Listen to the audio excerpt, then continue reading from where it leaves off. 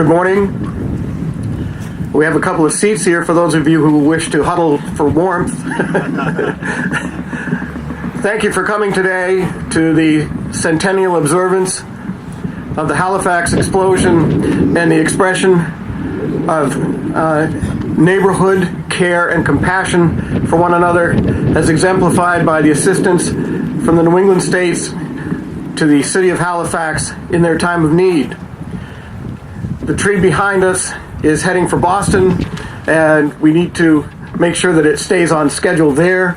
So we are more than glad to begin as close to on time here.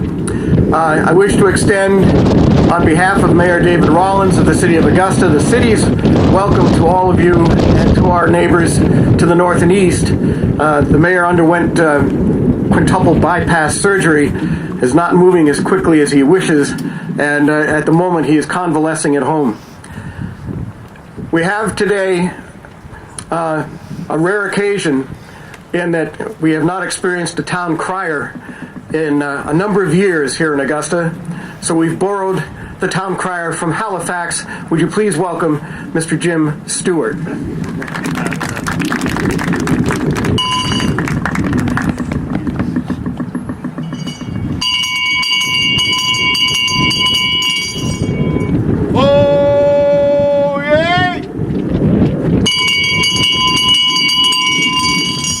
Oh, yay!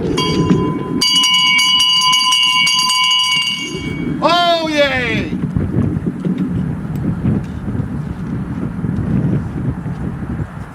On December 6th, 1917, the city of Halifax was devastated by what was at the time the largest explosion known to mankind. The Halifax explosion resulted in 2,000 deaths and 9,000 injuries. When Halifax called for aid, the city of Boston answered, and relief trains carrying much-needed medical supplies and personnel arrived in Halifax within 48 hours. Since the 1970s, the province of Nova Scotia has sent a Christmas tree as a gift to the city of Boston. A truly unique way of thanking the city and citizens of Boston for their help and assistance when it was truly needed most. Today, this tree from Blues Mill, Cape Breton, continues its journey towards the city of Boston. The tree will then take its place on the Boston Common and will be enjoyed throughout the holiday season. May this tree bring the Christmas spirit to the city of Boston and all Americans. Cried aloud this 20th day of November, the year of our Lord 2017. God bless Nova Scotia, God bless Augusta, God bless America.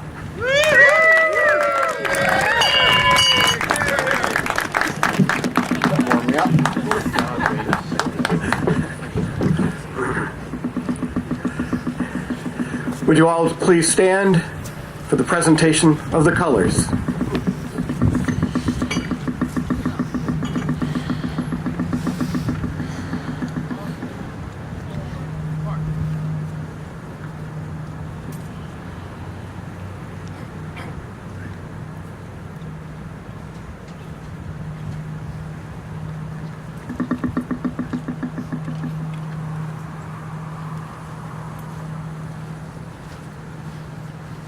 Right wheel, march.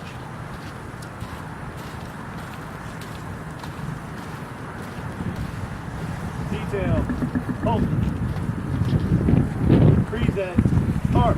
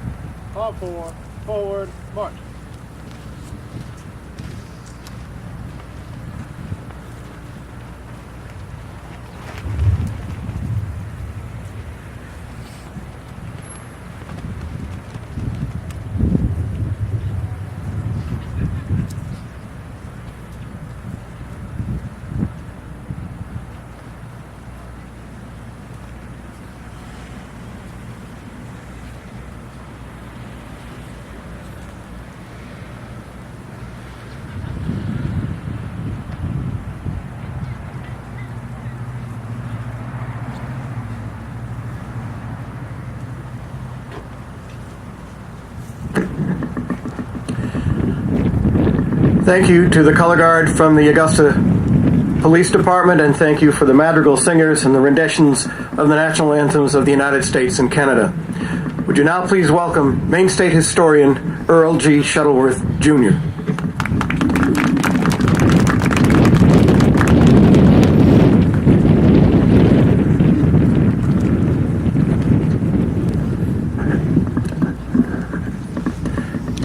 As you will note, I have my LL Bean sweater on this morning. I want to just remind us for a few moments this morning that here in America and here in Maine, we are celebrating the 100th anniversary of America's entrance into World War I.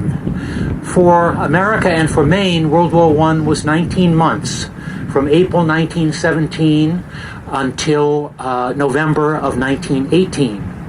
But for our Canadian neighbors, it was much longer. It was the full European war from August of 1914 until November of 1918. It was very interesting, the ties that we can find between Maine and Canada during this period. In fact, if you had gone in 1915 and 16 to Monument Square in Portland, you would have found a large tent which simply said British Canadian Recruiting Center. And even though it was not technically legal for Americans to be serving in foreign armies, it was kind of looked the other way because the Canadians and the British were our strong allies. And in fact, here locally, one man, Frank Goodrich, actually enlisted in the Canadian Army in 1914, served in the Royal Air Corps in 1915 and 16, and lost his life in France during an aerial engagement. And the local Legion post in Hollowell is named for him. So as we contemplate the involvement of Maine and Canada in World War I just want to close with this stanza from the famous World War I poem For the Fallen by Robert Lawrence Binion, written in 1914. They shall grow not old as we that are left grow old. Age shall not weary them, nor the years condemn. At the going down of the sun and in the morning, we will remember them.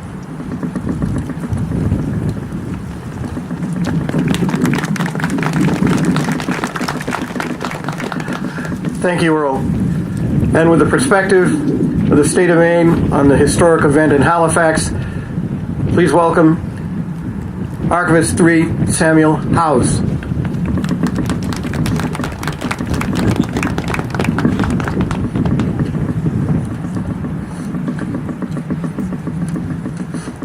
All right.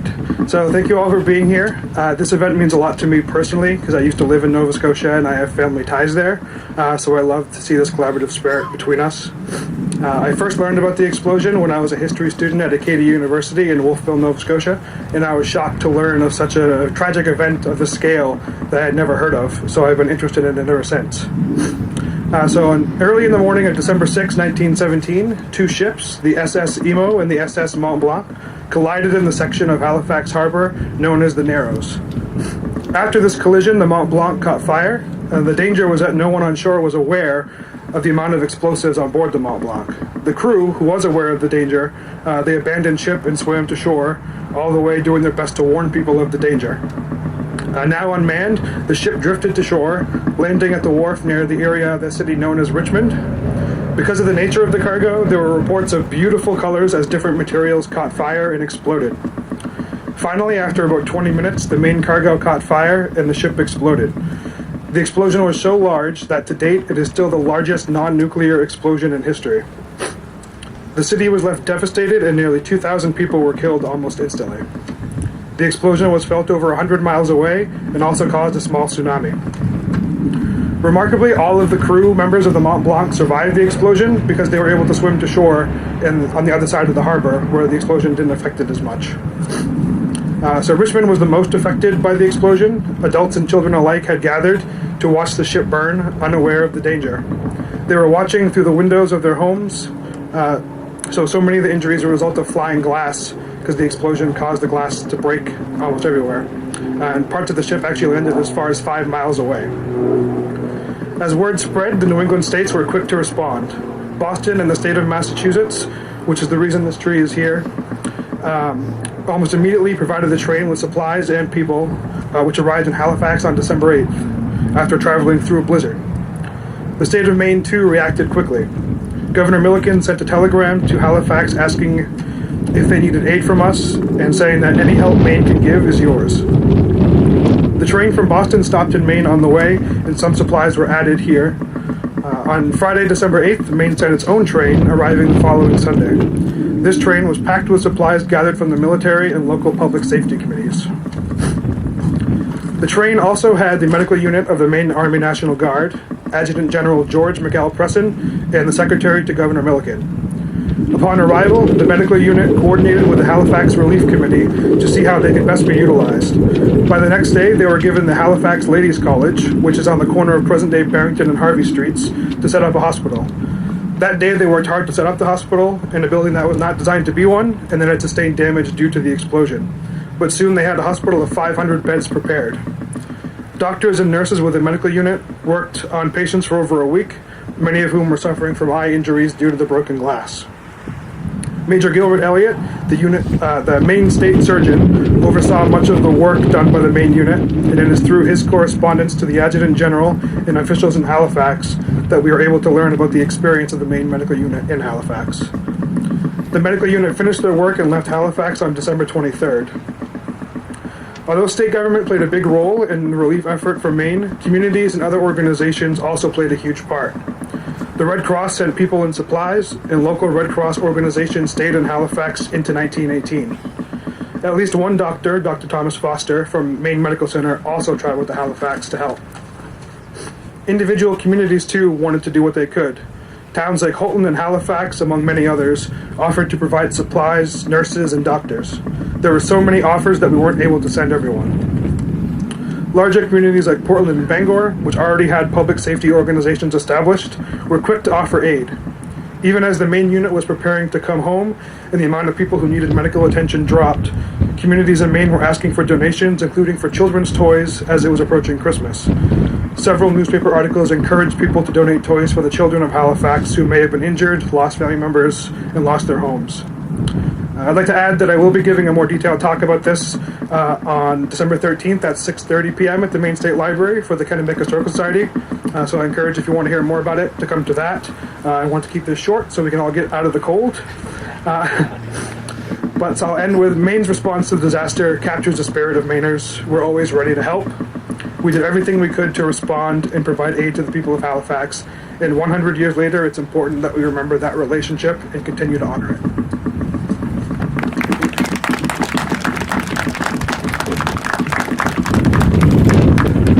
Thank you, Sam.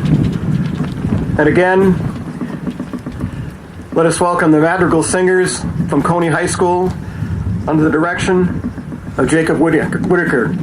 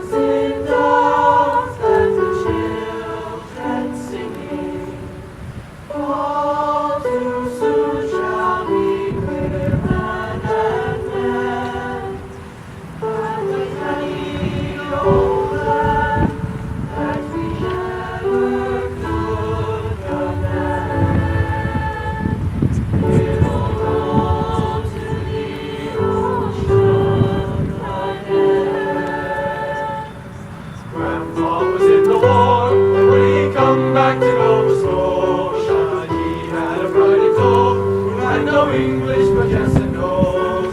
Once made a leave her home to keep the sun, but she hardly knew how she was amazed to feel a little soul and cry when the day was through. This was a part of earth, you could hold on to one another. This was a lot of work, but where the whole town was like a brother.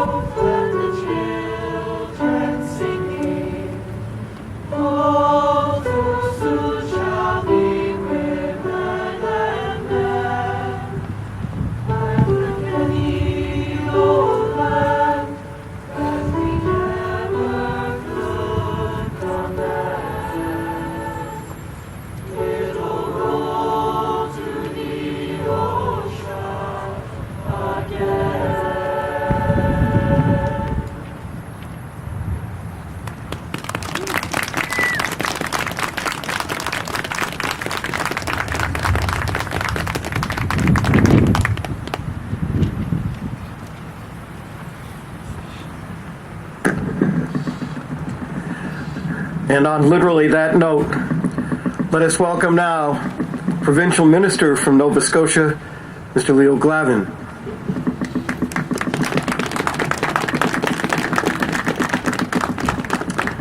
Well, good morning, everyone. Good morning, especially to our platform dignitaries this morning.